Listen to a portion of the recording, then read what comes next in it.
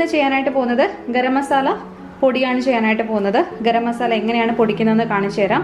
അപ്പോൾ അതിന് വേണ്ടിയിട്ട് ആവശ്യമായിട്ടുള്ള കാര്യങ്ങളാണ് ഞാനിവിടെ എടുത്തു വെച്ചിരിക്കുന്നത്. അപ്പോൾ ഇത്രയും 4 ഐറ്റങ്ങളാണ് നമുക്ക് ഗരം മസാല ഉണ്ടാക്കാനായിട്ട് ആവശ്യമായിട്ടുള്ളത്. അപ്പോൾ ഏതൊക്കെയാണെന്ന് ഞാൻ പറയാം.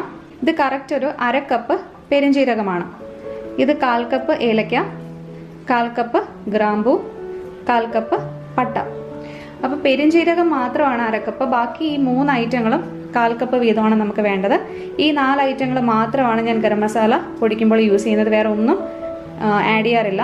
അപ്പോൾ നമ്മൾ ആദ്യം ചെയ്യാനായിട്ട് പോകുന്നത് ഈ 4 ഐറ്റങ്ങളും കൂടെ ഇട്ടിട്ട് മൊത്തത്തിലിട്ടിട്ട് നല്ലതുപോലെ ഒന്ന് ചൂടാക്കി എടുക്കണം. അപ്പോൾ ചൂടാക്കാനായിട്ട് ആവശ്യമായിട്ടുള്ള ഒരു പാത്രം എടുത്ത് അടുപ്പിലോട്ട് വെക്കാൻ ഞാനിവിടെ ഒരു കടായിയാണ് എടുത്തിരിക്കുന്നത്. അപ്പോൾ ഈ പാൻ ചൂടായി കഴിയുമ്പോൾ ഇതിലോട്ട് നമ്മൾ എടുത്ത് വെച്ചിരിക്കുന്ന 4 ഐറ്റങ്ങളും കൂടെ മൊത്തത്തിൽ അങ്ങ് ഇട്ട് കൊടുക്കാം. അപ്പോൾ നമ്മുടെ പാൻ ഇവിടെ നന്നായിട്ട് ചൂടായിട്ട് വന്നിട്ടുണ്ട്. ഇനി ഇതിലോട്ട് നമുക്ക് ഓരോന്നായിട്ട് ഇട്ട് കൊടുക്കാം. ആദ്യം പെരുംജീരകം ഇട്ട് കൊടുക്കാം, ഏലക്ക ഇട്ട് കൊടുക്കാം, ഗ്രാമ്പൂ ഇട്ട് കൊടുക്കാം, ലാസ്റ്റായിട്ട് പട്ടയും കൂടി ഇട്ട് കൊടുക്കാം.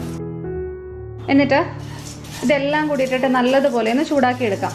അതായത് അവസാനം ഈ പെരുംജീരകമൊക്കെ ഒന്ന് പൊട്ടി തുടങ്ങും. അപ്പോൾ പൊട്ടി തുടങ്ങുന്ന ആ ഒരു ടൈം വരെ നമ്മളിത് ചൂടാക്കണം. പിന്നെ ഇത് ചൂടായി വരുമ്പോഴത്തേക്ക് നമ്മളുടെ മസാലയുടെയൊക്കെ നല്ല മണം പുറത്തോട്ട് വരും. അപ്പോൾ അതൊക്കെയാണ് നമ്മുടെ സ്പൈസസ് നന്നായിട്ട് ചൂടായിട്ട് വന്നു എന്ന് നമുക്ക് മനസ്സിലാവുന്നത്. അങ്ങനത്തുള്ള കുറച്ച് കാര്യങ്ങളൊക്കെ കാണുമ്പോഴാണ്. പെരുംജീരകം ലാസ്റ്റ് പൊട്ടി തുടങ്ങും. പിന്നെ ഇത് ഏകദേശം ഒരു 5 മിനിറ്റ് എടുക്കും കേട്ടോ ഇതൊന്ന് ചൂടായി വരാനായിട്ട്. അപ്പോൾ നമ്മൾ പ്ലെയിൻ ആയിട്ടുള്ള ഒരു പാനിനകത്ത് ഇത് മൊത്തത്തിലിട്ട് ചൂടാക്കുകയാണ് ചെയ്യുന്നത്. അല്ലാതെ ഇതിനകത്ത് വേറെ ഒന്നും നമ്മൾ ആഡ് ചെയ്യാറില്ല. അപ്പോൾ നമുക്ക് നന്നായിട്ടൊന്ന് ചൂടാക്കി എടുക്കാം.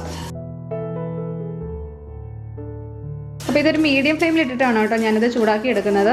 ഹൈ ഫ്ലെയിമോ അല്ല ലോ ഫ്ലെയിമോ അല്ല, മീഡിയം ഫ്ലെയിമിൽ ഇട്ടിട്ടാണ് ചെയ്യുന്നത്. എന്നിട്ട് കണ്ടിന്യൂസ് ആയിട്ട് ഇങ്ങനെ ഇളക്കി കൊടുക്കുന്നുണ്ട്. പാൻ ആയതുകൊണ്ട് കുഴപ്പമില്ല. എന്നിരുന്നാൽ പോലും നമ്മുടെ മസാല ആയതുകൊണ്ട് നമ്മൾ കൈവിടാതെ ഇങ്ങനെ ഇളക്കി കൊടുത്താൽ നല്ലതായിരിക്കും. അപ്പോൾ നമ്മുടെ മസാലയ്ക്ക് ഇവിടെ നന്നായിട്ട് ചൂടായിട്ട് വന്നിട്ടുണ്ട്.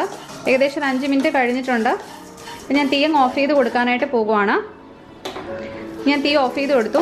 ഇനി ഉടനെ തന്നെ നമ്മൾ ഈ പാത്രത്തിൽ നിന്ന് വേറൊരു പ്ലേറ്റിലോട്ട് വല്ലോ ഈ മസാല അങ്ങ് മാറ്റണം. അല്ലെങ്കിൽ ഈ പാത്രത്തിൽ തന്നെ ഇരിക്കുവാണെങ്കിൽ ഇതിൻ്റെ ചൂട് കൊണ്ട് പിന്നീട് ഒന്നുകൂടെ മസാല അങ്ങ് മൂത്ത് പോത്തതേ ഉള്ളൂ. അപ്പോൾ അങ്ങനെ ആവാതിരിക്കാൻ വേണ്ടിയിട്ട് പെട്ടെന്ന് തന്നെ ഏതെങ്കിലും ഒരു പാത്രത്തിലോട്ട് അങ്ങ് മാറ്റിയേക്കണം കേട്ടോ.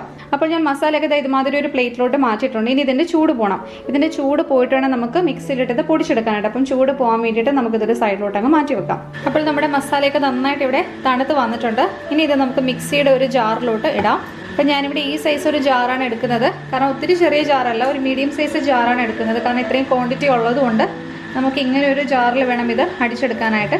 ഇനി നമുക്ക് ഈ മസാല മുഴുവൻ ഈ ജാറിലോട്ട് ഇട്ട് കൊടുക്കാം.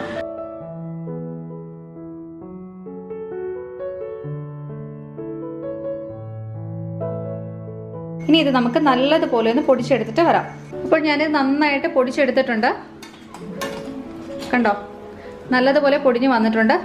ഇനി ഇത് നമുക്ക് ഉടനെ തന്നെ ഒരു കുപ്പിയിലോട്ട് മാറ്റാം. കാരണം ഗരം മസാലയില്ല, അപ്പോൾ അതിൻ്റെ മണം പോകാനായിട്ട് പാടില്ല. അപ്പോൾ പെട്ടെന്ന് തന്നെ നമുക്കൊരു ബോട്ടിലോട്ട് ഇതങ്ങ് മാറ്റാം.